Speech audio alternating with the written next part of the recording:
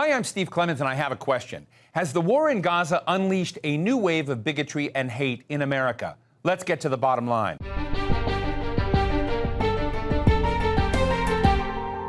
As Israel's war in Gaza rages on with no end in sight, everything that happens over there is affecting people over here. Emotions are running high among followers of all major religions. Muslims and many Christians, since a sizable portion of Palestinians are Christian, are rallying for the cause of Palestine. And many Jews are rallying for the cause of Israel. Now both sides are reporting a rise of racism here in the U.S., and we're not just talking about cases of intimidation and harassment. 1 week into the war, a 6-year-old Palestinian-American boy was allegedly murdered by his landlord in Chicago, and an elderly Jewish man was knocked over and allegedly killed during protests and counter-protests in California. In Vermont, 3 Palestinian college students were shot as they were walking down the street wearing a Palestinian keffiyeh, like this one, and speaking in Arabic. So are these isolated incidents or a rising trend across the U.S.? Today I'm talking with Nihad Awad, the executive director of the Council on American-Islamic Relations, the nation's largest Muslim civil rights and advocacy organization based here in Washington. Nihad, thank you for joining us. And these are tough times, and I just want to get right into the meat of things.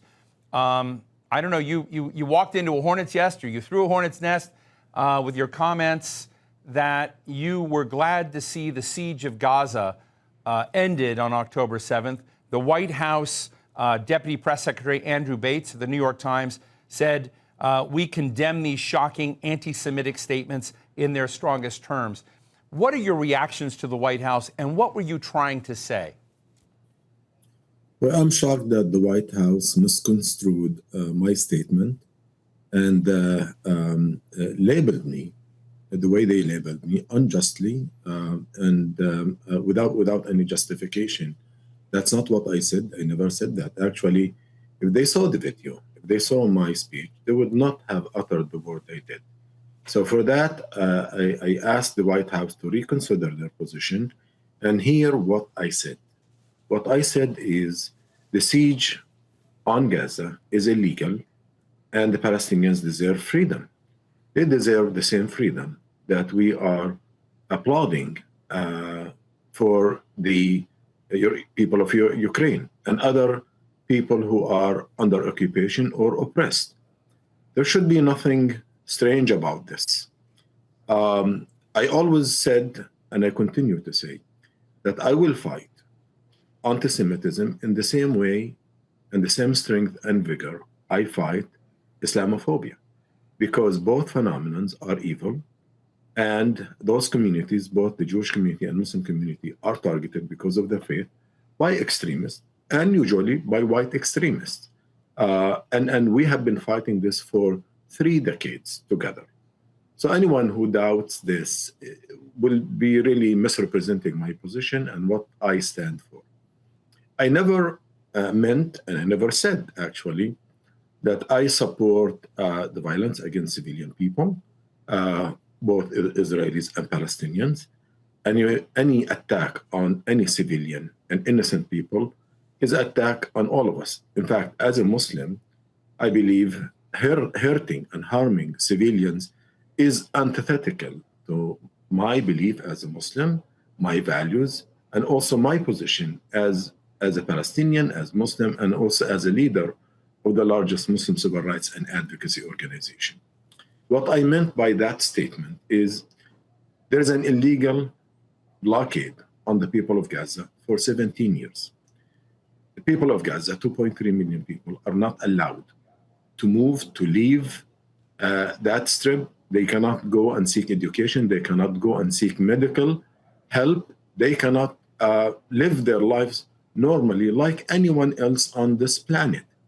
Why the Palestinians should be the exception, that they should live in an open-air prison without having the right to be free?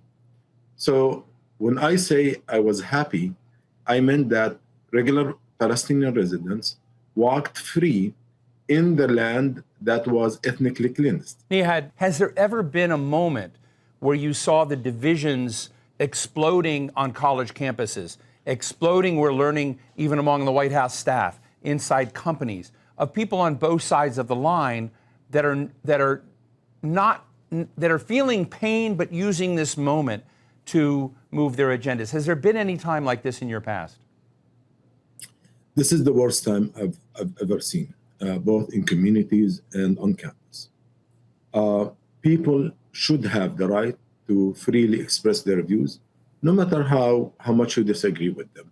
In a civil society, in a peaceful environment where we are equal under the law, we can exchange views, and colleges, universities, and schools should be a safe place for learning, exchanging ideas, and even debating ideas. But to silence people because of their views is antithetical to democracy and should not be allowed to take place, as we have seen. Students have been silenced, have been suspended, student organizations have been deactivated and canceled. And this is a serious attack on Americans' right to freely express themselves, the right to have an assembly and speak truth to power. It's an American tradition to silence people who oppose the government, our government, in its approach to this flawed foreign policy is harmful to our democracy. The more conversation, the more debates we have, the more enlightened we'll be, and hopefully we will be equipped to be a force for good, to establish peace and prevent conflicts and oppression from taking place, as we have seen. Steve, what I have seen also, this is a new phenomenon. Young Jewish Americans are rising and speaking up their minds in protest of the Israeli government and its apartheid nature. They are protesting the White House's approach to what's taking place against Gaza. And these voices are new and fresh. When I say new, they're not like very, very new, but they have been really transforming themselves and reading, researching, exchanging views with other people, and they have taken a stand. There are so many Americans who are learning more about what's taking place against the Palestinians, both in the West Bank and Gaza, and they are taking a stand. In fact, 66% of the American public believe that this government, our government, should call for a permanent ceasefire. However, unfortunately, only 7% of members of Congress are heeding the call. So, question to members of Congress: why aren't you listening to the American public? I mean, they elected you, they paid for your salaries, no other group of people. Why don't you heed the call and end this genocide that's taking place against the Palestinian people? On some college campuses, we had a very dramatic hearing in Congress with 3 presidents of U.S. universities, MIT, Harvard, and the University of Pennsylvania. And since that hearing, some of these university presidents have walked back their defense of speech, in the sense that they were asked if people are calling for a genocide against Jews, what would they do about that? And these university presidents said they have a standard of free speech that has to tolerate that. And so I'm interested in whether we need to have a better debate about what constructive and fair and civil debate that's maybe deeply felt is, or whether we have to, from your perspective, tolerate those that are calling for a genocide of Jews, which I find outrageous. Of course, we should take a very, very firm and clear stance against any call, even for violence against innocent people, let alone a genocide against people because of who they are. I mean, this is abhorrent. But also, this is what Israel is doing to the Palestinian people. Steve, what's new is more Americans are learning about what's going on, and they are taking a stance. And I think the biggest fear Israel has is an informed American public. And that's why the Israeli propaganda machine is just working hard, day in and day out, with all the sophistication, but their narrative is falling apart in front of the images of children being, bodies of children being pulled from the rubble of houses, of residential buildings, families being wiped out, the total destruction, the blockade, preventing the Palestinians even to have water, electricity, fuel in this brutal weather now in Gaza. half of the population are homeless basically now. So people are seeing this, and there is no censorship. If the mainstream media decided not to show those images, the American people are smarter than that. They are there on social media, and they see the reality on the ground, and they are taking a stand. And so but that should not be misconstrued with the right of people to live free and also to push back against the Israeli genocidal policy. I mean, if there's any pressure, it should be against this administration that has given the green light for the state of Israel to do what it did in violation of all international laws and universal values, and even America's claims to be the beacon of freedom and the champion of human rights, especially this administration who claimed that it will center human rights in its foreign policy agenda. We don't see any of that. We see total dehumanization of the Palestinians. We see dismissal of their suffering, and we see that they are giving Israel no red lines. And now this administration, they feel the pressure and the abandonment of the Arab and American Muslim communities' support for Biden. And that's why we started to see a shift in tone. Not because all of a sudden they care about the Palestinians and the death toll and the injured and so on, but now they started to feel that their approval rating is dropping, especially among young Americans who see that this is a genocide taking place with the support, armament, and let me ask you about that. Let me ask you about the collapse of that support in youth. And if you poll Muslim Americans today, their support for President Biden has eroded quite significantly as well. My question to you, when they say we're not going to support Joe Biden in 2024, the alternative, if things go the way they look today, is Donald Trump. Do they really believe that Donald Trump will be better in this equation than Joe Biden? People should not scare those who are angry with this administration about the alternative. In fact, this administration should be terrified from their own behavior, from their own decision, and the break away from their own base and correct and have a shift in their policy before it's too late. Is it your sense that the power of the American Muslim and Arab community is going to have greater traction in this election than, I mean, I just am trying to understand the political footprint, the political sway this community has. What is your sense of it? Absolutely, Steve. Michigan, you have a sizable community. They are swing voters. They are the ones who basically decide where would the state go, for which candidate. And they have done it numerous times. Georgia, the former president was looking for about 12,000 votes. The Muslim community has more than 60,000 votes. Right. Wisconsin, there's a sizable Muslim community. Ohio, even in Florida, Nevada, there are sizable Muslim communities that is organized, including Arizona.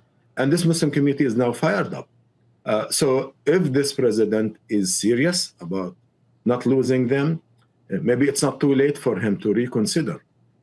So yes, they are very motivated, they are organizing, and they do not have a short memory, and they will not be emotional in their approach to do the responsible thing. But they want to let this administration and anyone who has taken the community for granted that they should think twice before they keep thinking the way they are now. Nihad, I am appalled by what I've read are some horrific anti-Semitic attacks and also Islamic-phobic attacks. I am appalled by some behaviors that have been out there about people expressing views that I would consider constructive, not flamboyant or outrageous, losing their jobs, essentially being quote-unquote canceled. On both sides of this equation, candidly. And I'm interested in the many requests. So my understanding is that CAIR has received over 2,000 requests for assistance. And as you have dived down in these, can you give us a quick snapshot? And it's probably not fair to give it a quick snapshot, but of what these people are feeling inside the United States, in their communities, in their workplaces, in their schools. What's going on? What's the temperature? From the first week of October until October 2nd, which is almost like let's say, this period of time, we have received 2,171 you mean complaints. December 2nd? Yeah. So until December 2nd, we've received 2,171 complaints and requests for help, and that's like 172%, covering the same 2 months of last year. So it is a skyrocketing and significant increase in the cases, and this is unprecedented. These cases, 34% of them represent stifling and suppressing free speech, whether on college campuses, in universities and schools. Disbanding school organizations from expressing support to the Palestinians, or even expressing opposition to the Israeli policies, or even this administration. And that's really, it should be a red flag for all Americans when they see this significant attack on free speech for Americans to express themselves. 22% represent complaints from employment. So many people lost their jobs, they were fired, or their job offers have been rescinded. CEOs of corporations weaponized Islamophobia and anti-Palestinian feelings by sending emails, we stand with Israel. So that really created one-sided position on what's taking place in Palestine, completely unfair, and created a hostile work environment for tens of thousands, if not hundreds of thousands, of employees. And some of them protested these statements, and they have been fired without any justification. We have seen about 17% of these 2,171 related to hate crimes and hate speech. We have seen the case of Wadi Fayoumi, the 6-year-old Palestinian in suburb Chicago, who was stabbed to death 26 times, and his mother was stabbed 12 times. She survived. We've seen in Burlington, Vermont, the 3 Palestinian students who were shot and injured. One of them is now paralyzed from the neck down. We've seen many complaints like this, many incidents, and this is very terrifying. And Steve, this is not unrelated or disconnected with what's taking place in the West Bank today. The dehumanization of the Palestinians is completely related to the attacks on the Palestinian community in the United States, because you have so many elected officials and media pundits. So you're talking about settlers, the settlers in the West Bank attacking Palestinian residents in the West Bank. Yeah, but also here, so many elected officials and commentators, have dehumanized the Palestinians, and they have been justifying what's taken place in against Gaza, and that is connected to the impact of Islamophobia and anti-Palestinian sentiment in this country. So this is really making American Muslims and Palestinians and even pro-Palestine supporters in this country unsafe and unprotected, and it's a very dangerous environment. Nihad, I have watched you over many years be attacked, and yet you still call for constructive dialogue. You're willing to sit down with people, but as the president of Harvard said, regrettably, she felt sorry for what she had said. Words matter. What is your experience? I want to ask this very carefully. We're at war. There are people on both sides. The Israeli side, those victims, family members of those attacked, the nation on October 7th, and now just so many in Palestine, as they've seen, as you said, children, women, others killed that are innocent of this conflict. What is your advice to people in a time of rage and frustration and anger about words, and how you get from this moment to the other side where you hopefully get to something that will eventually have to sort this out and get to a different moment and equilibrium that hopefully has more justice baked into it for the Palestinians? But what is your advice on words? I think people should be mindful of the humanity of each other. Eventually, we are brothers and sisters in humanity. We are equal in the eyes of God, and we should be equal in the eyes of each other. And we have to treat each other with dignity and respect. We should not allow any sense of superiority, false sense of superiority, to become policy and behavior, and to inflict suffering and pain on other people just because they don't believe the way we believe, or their culture is different, or their language is different, or their background is different. If we fail to align ourselves with universal values of dignity and respect for all and justice for all, we will be dehumanizing other people. And dehumanization is the first step towards genocide. Jews have gone through this experience in Europe, in many places, and the Palestinians are going through this now in Palestine. We need political leaders not to exploit divisions, no matter how legitimate or illegitimate, to pass their political agenda, such as Netanyahu, who's been tried and accused of corruption and overthrowing the legal system in Israel. Right. The moment this war is done, he might be arrested and he will lose his job. We want our administration to be responsible.